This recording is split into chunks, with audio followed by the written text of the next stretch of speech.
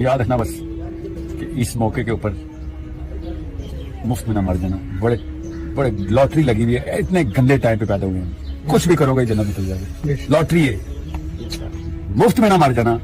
صحابہ کے دور میں نا 100 دن کے کام کرنے پڑتے تھے تو تب بھی جنت نہیں ملتی تھی.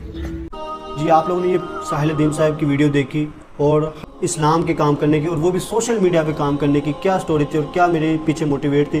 وہ بیسیکلی ساحل الدین صاحب کی یہ ویڈیو تھی اور وہ کہہ رہا ہے کہ مفت میں نہ مر جانا. یہ ایک یقین مانے اسی طرح ہے کہ جنت کی ٹکٹ کی بہار لگی ہوئی ہے, کیونکہ آج ایک پاور ہے اور اس کو یوٹیلائز کرنا ہے. صرف ہم نے استعمال کرنے کے طریقے ہم نے اپنا اس کو ہم کس طرح سے یوٹیلائز کریں اپنے بچوں کی تربیت کے لیے, نظام تعلیم کو سمجھانے کے لیے, اور بھی بہت سے درپیش مسائل کو لوگوں کے سامنے اجاگر کرنے کے لیے کہ کیا کیا ہمارے ملک میں, کنٹری میں کیا مسائل ہیں اور اسلام کو کیا درپیش خطرات ہیں آنے والے وقت میں, اور ان کو ایڈریس کرنے کے لیے ایک بہت ہی اچھا, اور میں اس کو ایک برکت سمجھتا ہوں.